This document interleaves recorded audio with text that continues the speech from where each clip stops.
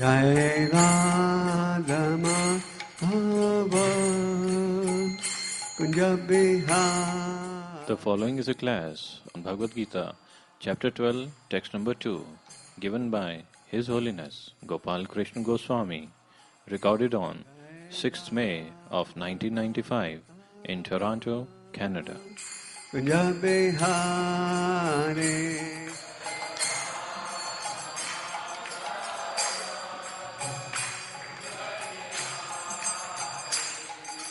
Gopi Jana Vallabha Radhari Om Namo Bhagavate Vasudevaya Om Namo Bhagavate Vasudevaya Om Namo Bhagavate Vasudevaya. So according to the Vedic scriptures, God can be understood in different phases or ways. There is Param Brahman, Paramatma and Bhagavan. So I would like to read Bhagavad Gita. Arjuna inquired, which are considered to be more perfect, those who are always properly engaged in a devotional service, or those who worship the impersonal Brahman, the unmanifested? Now, Krishna's answer to this, text 2. The Supreme Personality of Godhead said, those who fix their minds on my personal form are always engaged in worshipping me with great transcendental faith, are considered by me to be most perfect. Now the purport by His Divine Grace, A.C. Bhaktivedanta Swami Prabhupada, Jai Srila Prabhupada. In answer to Arjuna's question, Krishna clearly says that he who concentrates upon his personal form and who worships him with faith and devotion is to be considered most perfect in yoga. For one in such Krishna consciousness, there are no material activities because everything is done for Krishna. A pure devotee is constantly engaged. Sometimes he chants, sometimes he hears or reads books about Krishna. Or sometimes he cooks prasadam or goes to the marketplace to purchase something for Krishna. Or sometimes he washes the temples or the dishes. Whatever he does not let a single moment pass without devoting his activities to Krishna. Such action is in full samadhi.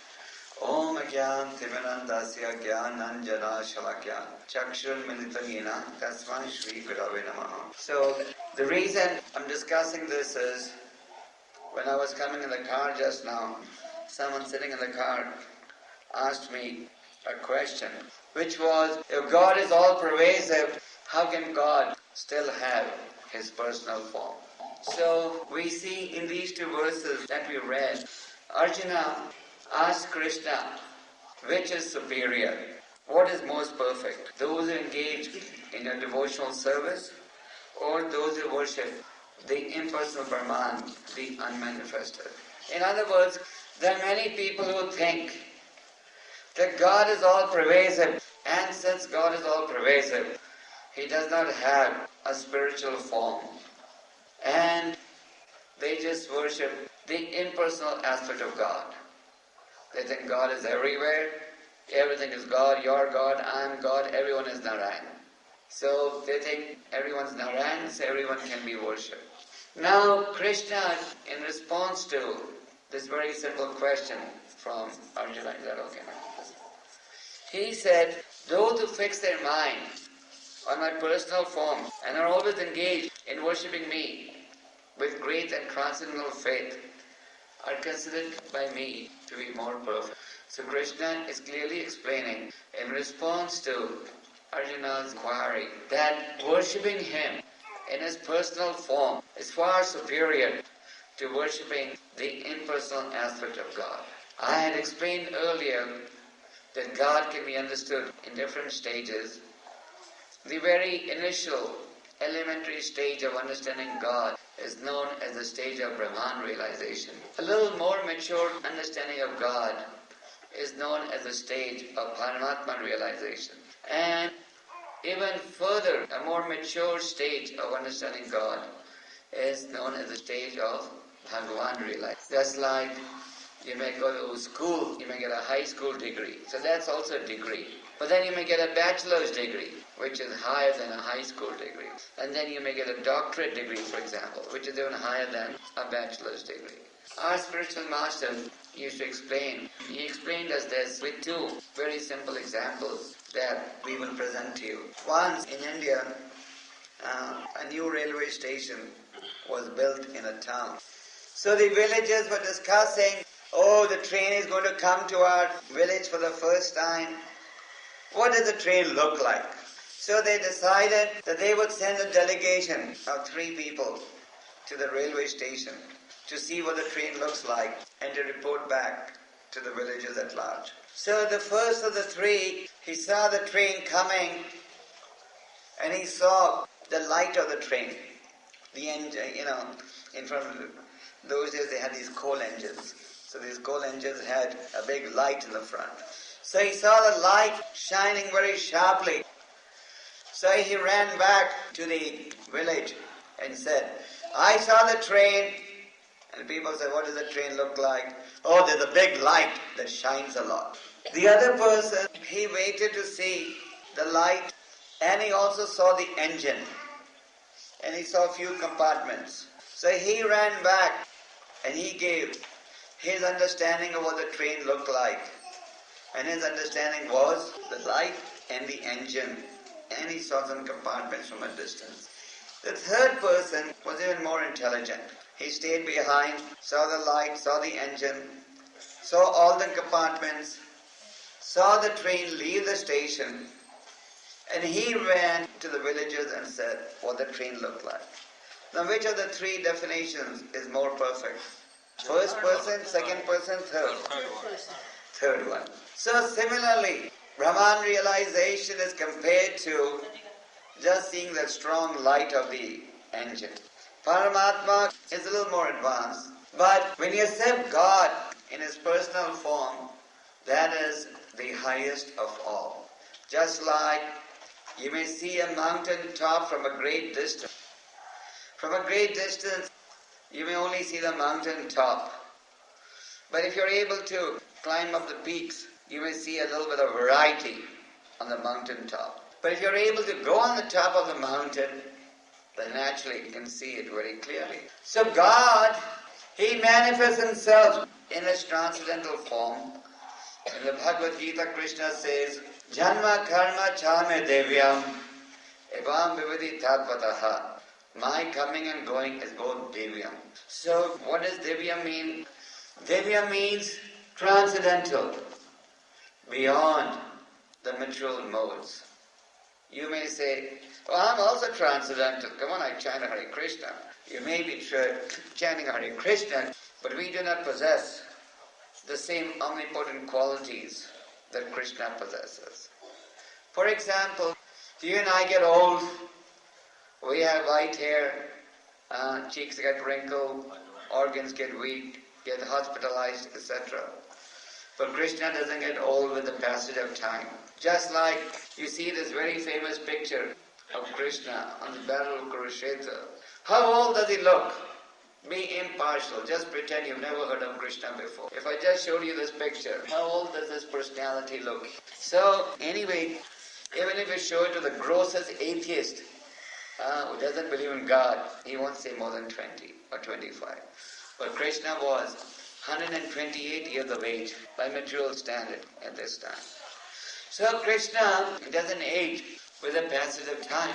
Why?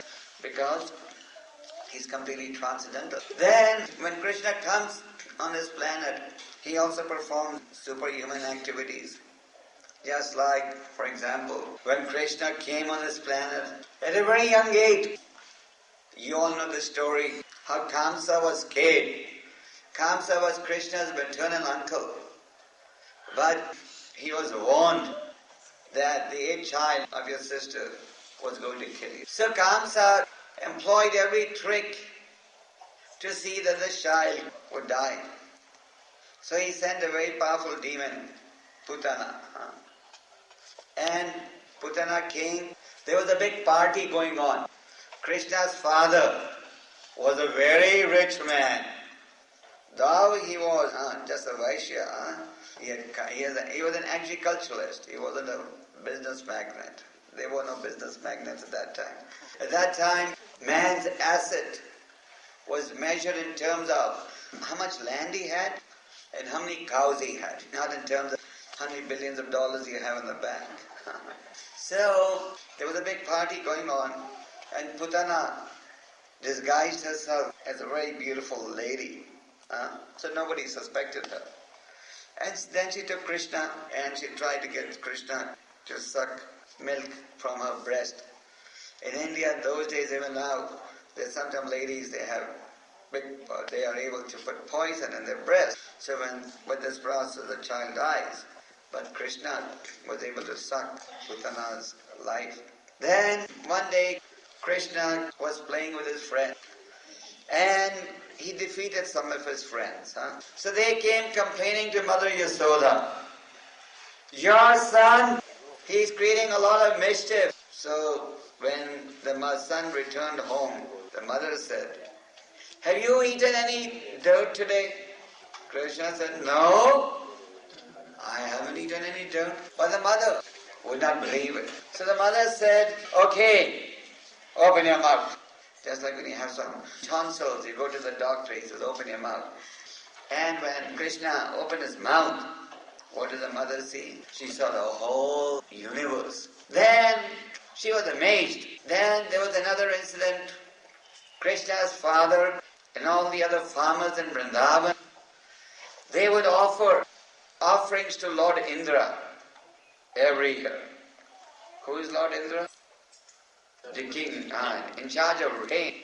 Just like we have a premier, a prime minister, and prime ministers in a country, there is the Supreme Lord and various demigods who are in charge of different departments. So, and Krishna had successfully induced his father and the other Brijvasis to stop the yearly sacrifice, which was for the pleasure of Indra. When he saw that the Brijvasis had stopped the annual sacrifice, so Indra retaliated. How did he retaliate? He released unlimited rainfall, and this rain was falling, not like you and I have experience of rain, but it was coming down in the form of heavy pillars. Can you believe it? There was lightning and thundering, and all of Vrindavan was flooded, because Indra said, "I'm going to teach these people a lesson." So what did Krishna do? He lifted the Govardhan hill, and he was able to lift the Govardhan hill with the nail of the smallest finger of his left hand. You know, your right hand fingers are more powerful than your left hand fingers. But Krishna was able to lift the mountain, and this Govardhan hill is not a small mountain. Some of you may have done parikrama. It takes 4 or 5 hours even if you do brisk walking, and 6-7 hours if you do leisurely walking. It's about 22-23 square miles. We now have a very nice temple right at the foothill of Govardhan. So anyway, Krishna was able to lift this mountain. Please do not think our so-called modern Indian friends think, "Oh, all this is mythology." Whoever saw Krishna lifting Govardhan hill? You may not have seen, but the Govardhan hill is still there. You can still go to Vrindavan and see the very locations where Krishna performed his wonderful pastimes. So we don't have enough time to explain in greater detail, but the point we're making is that Krishna, when he comes, he performs superhuman activities. So God is a person. God manifests himself in his Archa Vigraha form or in his Murti form. Just like there are many people, especially the impersonalists, who are known as Mayavadi, who may come to a temple of the Lord and say, "Hey, you worship these deities, murtis, you think this is God? This is just some statue made of marble." So, God becomes God when you see him with the right eyes. And if you're trying to understand God through your own material senses, then God cannot be understood. So Krishna manifests himself in this Archa Vigraha form so that the conditioned soul can focus on God, worship him, serve him, just like in the purport of this verse that we read, Prabhupada was explaining how a pure devotee is constantly engaged in serving the Lord. So there's so many ways how you can serve the Lord. You can serve the Lord by chanting and hearing. You can serve the Lord by describing the glories of the Lord to other people. You can come and sweep the temple of the Lord. After all, the Lord is the Supreme King. Just like in the Bhagavatam, you see an example of how King Amrish, he was also sweeping the temple of the Lord. The important point is that somehow or the other, we must engage in service to the Lord. And if we engage in service to the Lord, then our life becomes perfect. So, service to the Lord can be done through our various senses, but it all begins with chanting and glorifying the Lord. In Kali Yuga, people are not too interested in self-realization. In Kali Yuga, people are misguided.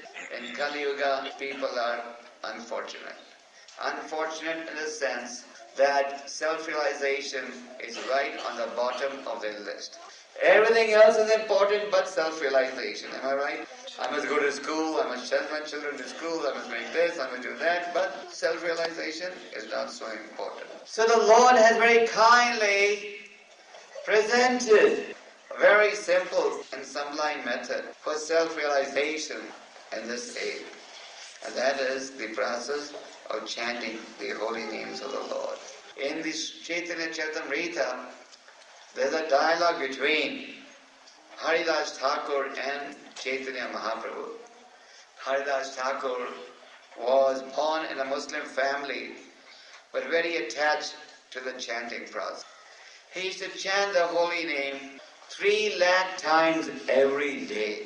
So so Chaitanya Mahaprabhu, just like a conscientious father, he gets very concerned when his children leave home and go away. So similarly, the Supreme Lord, Aham Bija Pradapita, our seed-giving Father, he's very concerned when he sees that we, the rebellious children, want to rebel and live independent of him. So Chaitanya Mahaprabhu asked Haridas, please tell me, how will people be saved in Kali Yuga? And Haridas replied, Ha nam balikaye nama bhasa. By taking to the chanting of the holy names of Krishna. So, chanting the holy names of Krishna is a sure means through which we can understand God. Now, in the beginning, we may have no taste for chanting. Just like in the beginning, our stage is compared. If somebody is suffering from jaundice and you give him sugarcane, is there any doctor here? Anyone, will the patient be able to experience the sweetness of the sugarcane? Yes? Now, when you're suffering from jaundice, and even if you're given sugarcane, you will not be able to experience the sweetness of sugarcane. So similarly, when you're chanting, initially, you may not be able to experience the spiritual nectar of the holy name. But just like as you progressively recover from your disease condition, you begin to experience the nectar of the sweetness of sugar more and more. So similarly, as we chant, we begin to enjoy the chanting more. In the Srimad Bhagavatam, it is said, knowingly or unknowingly, anyone who chants the holy name will get the benefit of chanting the holy name. The example is given that sometimes a child may innocently place his hand in fire, but the fire will not say, oh, you're a child, I'm not going to burn you today. The hand will get burnt, isn't it? So knowingly or unknowingly, anyone who chants the holy name, he's going to make spiritual advancement. So this Krishna conscious movement is teaching people how we can worship God, how we should take advantage of this rare human life, because as we've heard again and again, most of you that I see here are people who've been coming to our ISKCON programs for a long time, and you've all heard many times before how this human form of life is a very rare privilege, and how this human form of life is obtained after going through millions of births and deaths. So when something is obtained with great difficulty, we tend to value it. Just like Your newspaper that comes, you don't hide it because it's something available cheaply. If you have some diamonds or jewelry, you hide it carefully. So similarly, we have this rare human body. And why should we use this body for an unhappy purpose? Many times people say, yes, I am going to take to spiritual life, but I'm not ready for spiritual life now. I'll take to spiritual life a little later. So the answer is that so good things should not be postponed. As it is said, what should be done? An auspicious thing should never be postponed. An auspicious thing should be executed immediately. So Prabhupada wanted all of you, the whole world, to be happy. Chaitanya Mahaprabhu, who appeared on the planet 500 years ago, he had predicted Priti Vidyache Tata Nagaradigram, that in every town and village of the world, the holy names will be sung. But somebody had to come to make that possible.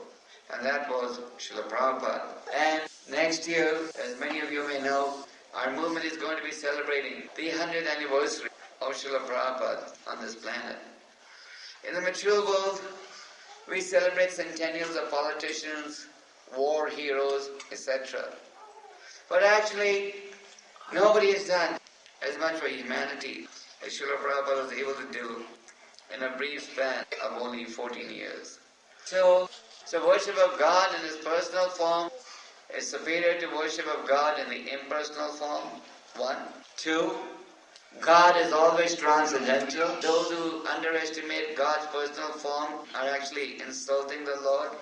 3. We can understand God by chanting the holy names of Krishna. 4. You understand the science of self-realization by approaching a bona fide representative of the Lord. Srila Prabhupada was able to explain to us exactly what Krishna wants us to do in the various books he wrote, in the purpose he wrote. 5th, we should all take advantage of this rare human life and perfect our existence by taking to this process of chanting the names of Krishna. Krishna is not different from his name. Krishna is omnipotent, omniscient. Kali Kale Nama Rupa Krishna Avatar. Krishna incarnates in his holy name. And even if we don't feel like, we should still chant. Just like many times the weather is very rough, it snows a lot. Nobody wants to go out, but still, don't you go to work? You know, if you don't go to work, you're not going to get your paycheck. Sometimes it's very hot. It never gets very hot in your country, but in India, as many of you know, it sometimes gets very hot. So does the housewife say, it's too hot today, so no prasadam, no cooking. I'm not going to sit next to the fire. The housewife still goes, sits next to the fire and does the cooking, isn't it? Why? Because she considers it her duty to do it. So similarly, pleasant or unpleasant, we also have a duty. A duty towards the Supreme Lord.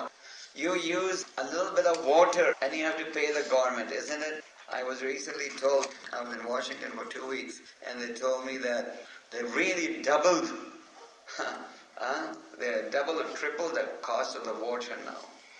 Water has become very expensive because the government's making sure the water is pure, so that pass it. So anyway, you get a little bit of water from the municipality, you have to pay. You use electricity, you have to pay, isn't it? Even though all that they do is manipulate the resources given by God. Because all this electricity that you see is either coming from water or from coal or from gas, which is all given by Krishna. So for anything you consume, you have to pay a certain price. Just see the various gifts that God has given us. He's given you this very wonderful human body. You go to buy glasses, you have to pay. You go to buy contact lenses, you have to pay.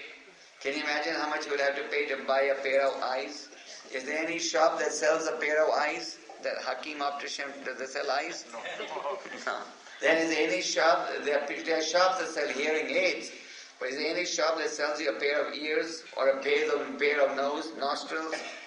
Or are there any shops in Toronto that sell tongue that you can buy, you can choose the size of the tongue? There are no shops.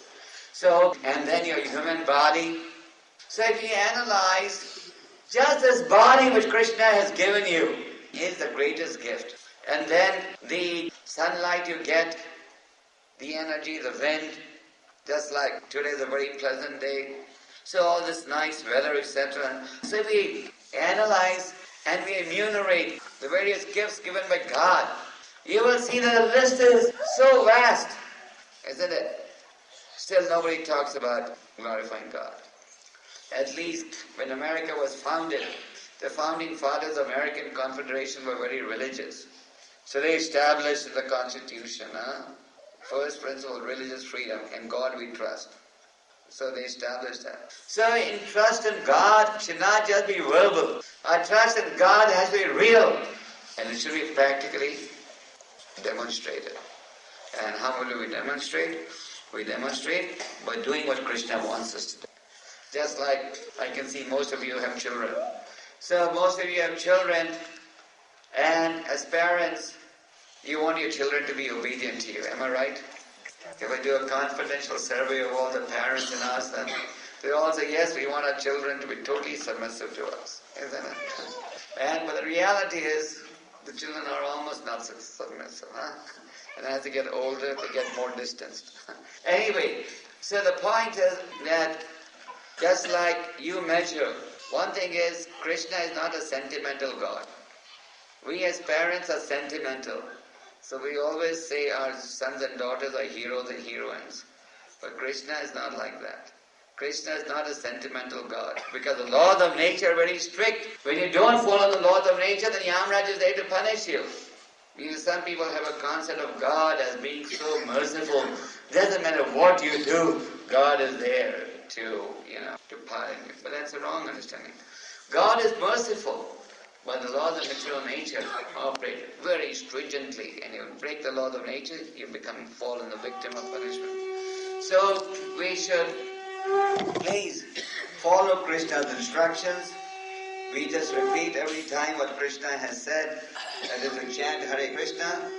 If you chant Hare Krishna and do what Krishna says, you'll be happy, peaceful, and spiritually wealthy, definitely. Hare Krishna.